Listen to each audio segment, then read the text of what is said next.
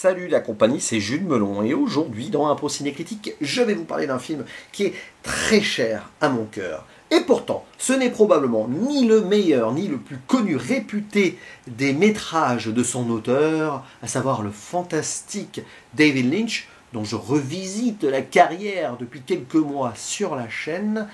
Et après donc une vidéo sur Lost Highway, avant un moment assez intense consacré à son chef-d'œuvre, selon moi, Mulholland Drive, petite pause ici sur ce qui est probablement son œuvre la plus directe et la plus simple, sortie en 1999, une histoire vraie, ou en version originale, The Straight Story, double sens d'ailleurs, mais même en VF on a gardé une possibilité de double lecture dans le nom, donc ça va.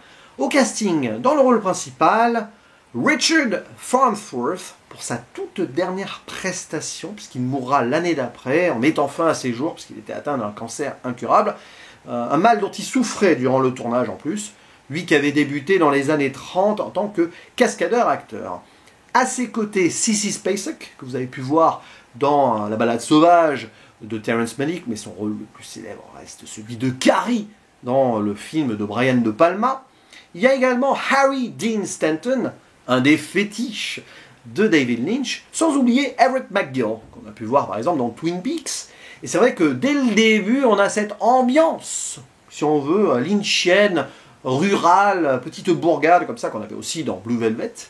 Et on va y suivre là-bas l'histoire simple, mais l'histoire vraie aussi, puisque c'est adapté de faits réels, j'y reviendrai, d'un certain Alvin Strait, âgé de 73 ans, qui a un petit malaise dans sa cuisine, donc il tombe. Après, il va avoir du mal à se déplacer. Quelques jours suivant donc ce petit incident, il va apprendre que son frère, à qui il n'a plus parlé depuis 10 ans, vient d'avoir une attaque. Et donc, Alvin, il se dit que le temps presse. Il doit revoir son frangin et se réconcilier avant qu'il ne soit trop tard avec lui, tout simplement. Léger bémol, il vit à 400 km de là. Alvin ne peut plus conduire, tout simplement. Et il refuse d'être conduit là-bas. Il veut y aller de ses propres moyens. C'est la dernière grande aventure de sa vie. Que faire alors? Eh bien, comme ça, allez hop, idée saugrenue sur le papier, prendre sa tondeuse à gazon et donc parcourir une partie de l'Amérique pendant des jours et des jours à très faible vitesse, avec ce petit moteur qui menace de lâcher à tout instant. Et en effet, il va avoir quelques problèmes techniques et tout, il va devoir racheter une tondeuse, mais il va garder ce projet-là, hein, quand même, parce qu'il ne peut pas conduire autre chose. Et c'est absolument fou. C'est d'autant plus incroyable que donc c'est inspiré de quelque chose qui s'est produit 5 ans avant, avec un vrai Alvin Strait, d'où le titre, hein, de Straight Story, avec ce double sens, straight parce qu'il va tout droit, il fonce entre guillemets, mais il straight to the point, on dit en anglais, hein, sans chichi, voilà. Et ce qui est amusant, c'est qu'en français aussi, du coup, ça fonctionne le titre, puisque c'est une histoire vraie, adaptée de faits réels, mais aussi vraie dans les sentiments, dans les émotions qui sont décrites. Et j'avais découvert ce film à l'époque sur Canal+, probablement en l'an 2000 du coup. Il m'avait bougrement touché, ce film, et j'avais jamais pu comprendre pourquoi, puis en le revoyant, oui. Puis là, donc, énième revisionnage, alors ça faisait un petit moment que je me l'étais plus fait. Et c'est magistral parce que c'est un film qui respire une forme de sincérité. Pour beaucoup, c'est le moins personnel de David Lynch. Bon, il y a eu Dune, hein, quand même, hein, rappelons-le. Même s'il est quand même personnel sur certains points, hein, celui-là. Là, il faut savoir que c'est une coproduction, et, bon, Disney, d'accord, mais co-scénario surtout, de Mary Sweeney, qui était sa femme, hein, à l'époque. Alors, je ne sais pas s'ils étaient mariés à ce moment-là, mais sa collaboratrice, disons, qui a bossé sur Lost Highway, Twin Peaks, bon bref.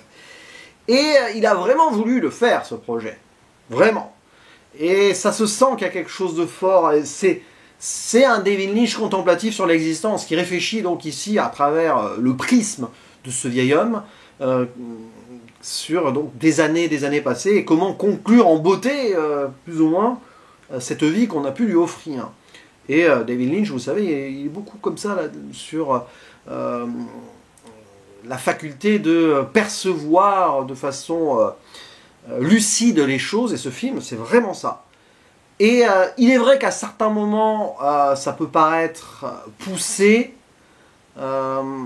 avec quelques conversations, parce qu'il rencontre beaucoup de gens, hein, straight, pendant son périple, qui peuvent un petit peu faire cliché, voire naïve, mais je les trouve au contraire, moi, très fortes, dans cette aventure qui se donne. Parce que c'est ça, c'est une quête ici, de fin de vie, qui est très forte.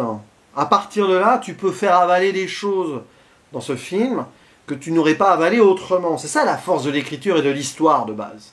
Ça peut même paraître, à certains moments, et ça l'est, hein, très vieille valeur américaine. Mais ça prend son sens vu le personnage et vu ce qu'il est en train de vivre. Tout simplement. C'est ça qui est très fort, c'est que David Lynch ici nous propose peut-être son film le plus ancré dans une forme old school à l'américaine. Oui, David Lynch, il aime bien aussi son pays, enfin il le questionne beaucoup, donc pourquoi pas. Mais c'est quelque chose qui marche du tonnerre ici. Parce que Straight, c'est un peu le dernier représentant, dernier bastion d'une vieille ruralité à l'américaine qui est en train un peu de disparaître déjà à la fin donc, de ce XXe siècle. Et il y a aussi ce témoignage-là, ce n'est pas pour rien qu'il reste fidèle à ses valeurs, avec sa tondeuse, il veut y aller, et qu'il regarde autour de lui le monde qui évolue en le comprenant plus ou moins. Mais il y a des moments où il est dépassé, dans les deux sens du terme d'ailleurs, par des camions là, qui passent. Mais aussi il va comprendre mieux que d'autres personnes, certaines gens par exemple, qu'il va trouver sur son chemin et qui souffrent aussi d'autres manières. Par exemple cette jeune autostoppeuse qui est enceinte, et cette rencontre va être très forte entre les deux. Bon oui, c'est là où les valeurs familiales, l'unité, la solidarité, oui, c'est très américain, on va me dire, ouais mais c'est surtout très universel. C'est un film qui parle aussi donc de ça, hein, une forme d'universalité humaine. Et c'est ça qui est fort avec David Lynch, c'est qu'il arrive à ancrer ce film à la fois dans son pays, mais aussi dans ce qu'est l'être humain au sens large. Et du coup, quand on voit ça, ben on ne peut que se prendre d'empathie pour le monsieur.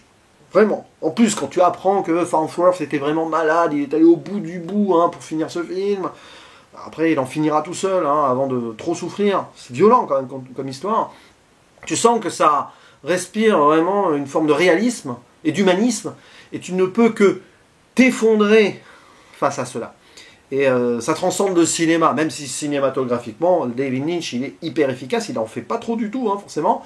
Mais voilà, ça filme les paysages, c'est presque une sorte de western crépusculaire, sur certains points, on le sent. Hein. Eastwood aurait pu faire ce film-là, par exemple, il aurait peut-être pas... il aurait peut-être pas évoqué certaines choses de la même manière, mais quand même, ça peut passer. Et oui, évidemment, les plans sur le ciel étoilé, les étoiles hein, qui ouvrent et qui ferment le film, forcément, le côté le cosmos à l'infini, de cette existence au-delà de la nôtre, c'est très lynchien, ça aussi.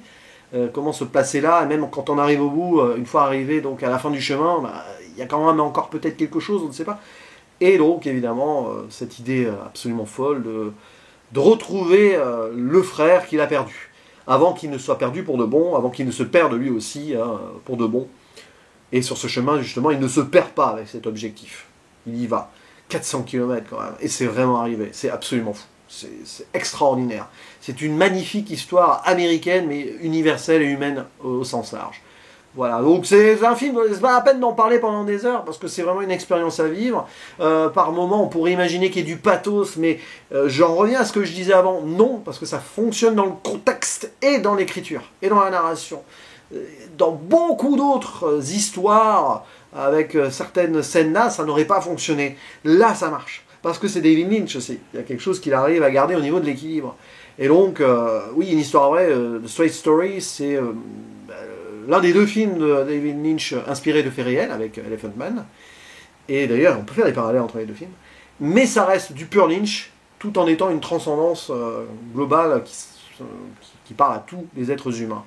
Donc, film universel à voir et à revoir. Je pense que tout le monde est capable d'apprécier ce film. C'est aussi ça sa force. Et pour beaucoup de cinéastes, ça aurait été un chef-d'œuvre absolu. Pour David Lynch, c'est pas le cas, peut-être, parce qu'il y a eu d'autres choses autour, mais bon, ça prouve quand même la grande carrière et le riche talent de ce monsieur. Allez, je vais pas aller plus loin, si, quand même, avant de dire au revoir, la musique de Angelo Badalamenti, très Twin Peaksienne, pas facile à dire, dans son introduction, mais après on est plus en mode country, hein. Mais ça marche aussi, voilà, c'est vraiment du pur Lynch jusqu'au bout quand même. Allez, à vous la parole dans les commentaires, on en discute ensemble. Je ne sais pas pourquoi j'en parle à l'accent du Sud, mais c'est pas grave. Et je vous répondrai avec grand plaisir. À la prochaine, ciao.